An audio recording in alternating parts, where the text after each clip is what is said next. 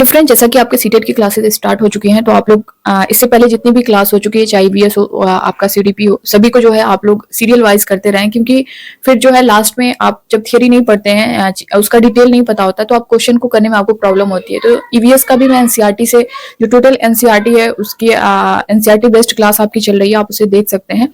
और साथ ही सीडीपी के क्वेश्चन भी मैं सॉल्व करवा रही हूँ, जो आपके रिपीट हुए हैं, बार बार पूछे जाते हैं, उन सारे क्वेश्चन को हम लोग देखते हुए चल रहे हैं। तो इससे पहले कि अगर आप लोगों ने नहीं देखी होगी तो जरूर देखिएगा, और आप लोग नए हो चैनल पर तो विजडम मास्टर चैनल को सब्सक्राइब कर लीजिएगा, ताकि सीटेट से रिलेटेड कोई अपडेट है, तो कोई क्लास है, आपको टाइम पर मिलती रहे। पहला क्वेश्चन आप लोग स्क्रीन पर देख पा रहे होंगे, निम्न में से किसके लिए स्थूल गामक कौशल के उपयोग की आवश्यकता होगी। स्थूल गामक कौशल से आपने देखा होगा कि सिर्फ इस टॉपिक से आपको हर बार जो है, जैसा कि मैं आपको क्वेश्चन सॉल्व करवा रही हूँ, ये बताते हुए भी चल रही हूँ कि ये क्वेश्चन आपका कब पूछा गया है। तो ये क्वेश्चन आपने देखा होगा इससे पहले की क्लास में भी, सिर्फ स्थूल गामक से आपने देखा होगा कई क्वेश्चन देखने को मिले हैं, और आगे भी आप देखते जाइएगा कि थोड़ा सा चेंज करके उसमें हर बार, यानी आपका जितनी बार सीटेट का एग्जाम हुआ है उसमें पूछा गया है। तो अगर आप सिर्फ थोड़ा सा इसके बारे में जानकारी ले लेंगे ना, तो आपका एक नंबर कहीं नहीं जाने वाला है।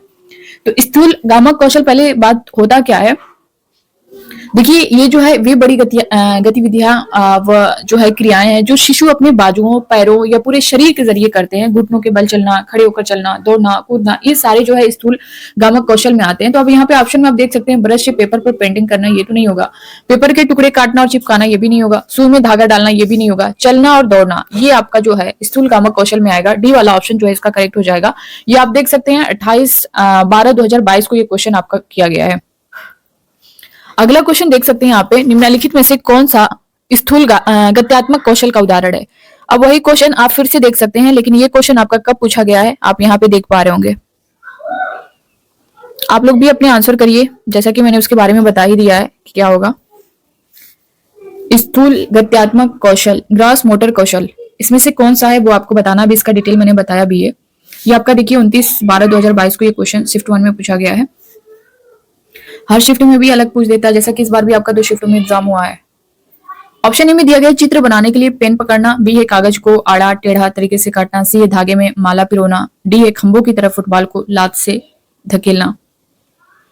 तो गत्यात्मक कौशल में क्या होता है वो मैंने आपको बताया ही है कि जो गत्यात्मक कौशल है उसमें क्या चीजें आएंगी।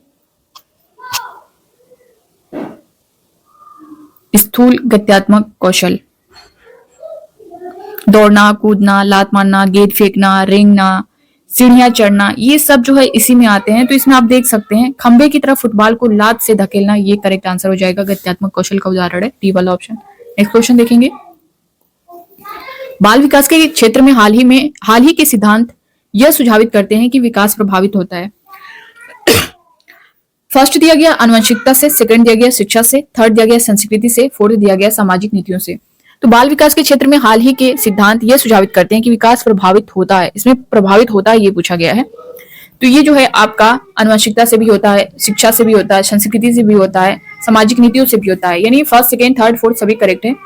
तो इसमें डी वाला ऑप्शन आप देख पा रहे हैं, फर्स्ट, सेकंड, थर्ड, फोर्थ, यही आपका करेक्ट आंसर हो जाएगा। ये आपका 9 जनवरी 2023 को शिफ्ट फर्स्ट में ये क्वेश्चन आपसे किया गया है। अगला क्वेश्चन है, बाल विकास के क्षेत्र में मस्तिष्क नमनीयता संप्रत्यय क्या सुझाता है। बाल विकास के क्षेत्र में मस्तिष्क नमनीयता संप्रत्यय क्या सुझाता है, ये आपको बताना है। ये सुझाता है बाल्यावस्था और किशोरावस्था का पूरी अवस्था संज्ञानात्मक विकास के लिए संवेदनशील अवस्था है। ऑप्शन ए आप देख पा रहे होंगे, ये जो है इसका करेक्ट आंसर हो जाएगा। नेक्स्ट क्वेश्चन देखेंगे, ये सी डी ऑप्शन है इसका। विकास एक अनिरंतर प्रक्रिया है, एक क्रमिक प्रक्रिया है, व्यक्तिगत कारकों से प्रभावित होता है लेकिन वातावरणीय कारकों से नहीं। डी दिया गया वातावरणीय कारकों से प्रभावित होता है लेकिन व्यक्तिगत कारकों से नहीं। ये 12 जनवरी 2023 को आपका क्वेश्चन किया गया है। विकास से बहुत इंपॉर्टेंट है, एक अनिरंतर प्रक्रिया है या फिर एक क्रमिक प्रक्रिया। देखिए ये जो है विकास ना एक क्रमिक प्रक्रिया, इसके बारे में थोड़ा सा और कुछ पॉइंट्स आप लोग जान लीजिए। ये तो एक क्रमिक प्रक्रिया है, एक निश्चित, इसकी जो है विकास की एक निश्चित प्रणाली भी होती है, हाँ, और जो है विकास की एक निश्चित प्रतिक्रिया की ओर होती है। विकास अविराम गति से होता है। विकास की गति में व्यक्तिक विषमताएं अस्थायी होती हैं। विकास के संबंध में अनेक गुण से संबंधित होते हैं। विकास के संबंध में भविष्यवाणी करना संभव है। तो ये कुछ पॉइंट्स हैं, आपको पता होगा तो, और क्योंकि ऑप्शन में वही डाल देगा तो ये जानकारी आपको होनी चाहिए। अगला क्वेश्चन देखेंगे, निम्नलिखित में से कौन सा क्षेत्र बाल विकास का है? इसमें से पूछा है कि कौन सा क्षेत्र जो है वो बाल विकास का है, ये बताना है।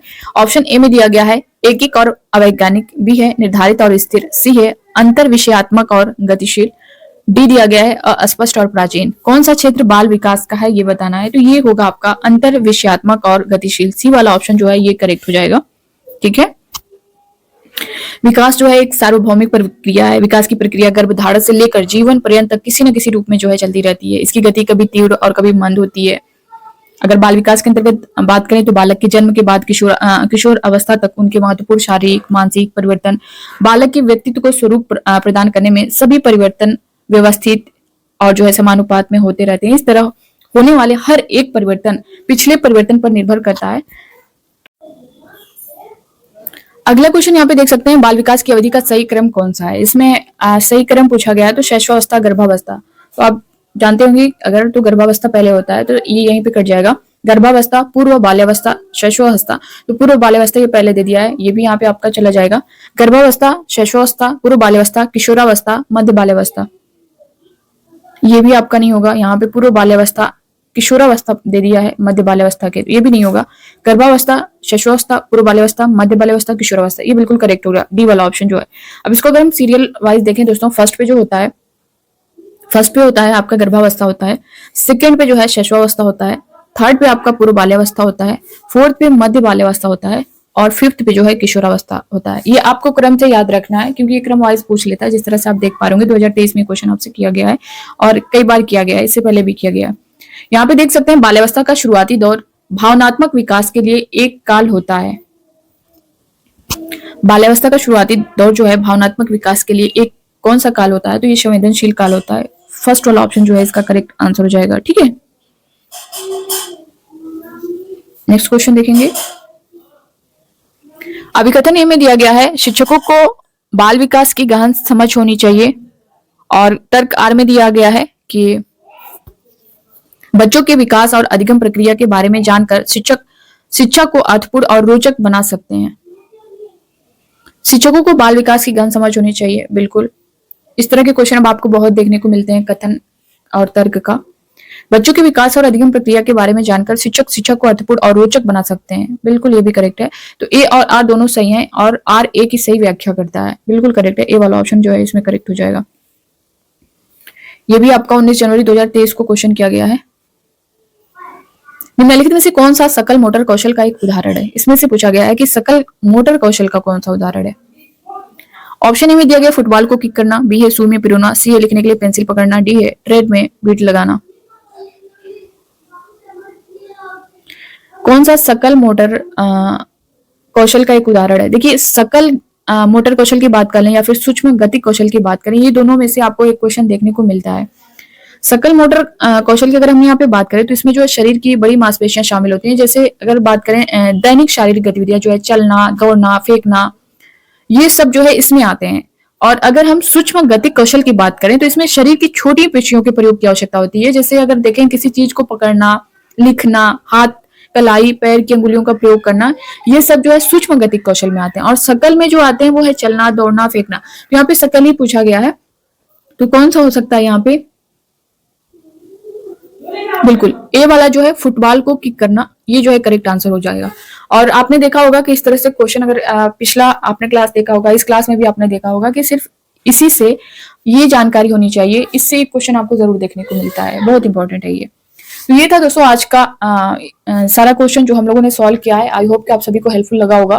तो आप जो है अपना फीडबैक भी जरूर दीजिएगा और इस क्लास को ज्यादा से ज्यादा लोगों तक शेयर करिएगा। और इससे रिलेटेड जो भी आपके मन में डाउट होगा, कोई क्वेश्चन है, कोई डाउट है, तो आप लोग कमेंट बॉक्स में कमेंट करके जरूर बताइएगा। ईवीएस का क्लास आप लोग लेते रहिएगा। 6 to 8 को लेकर के बहुत सारे बैठों के कमेंट आ रहे थे, साइंस और एसएसटी की क्लास को लेकर के।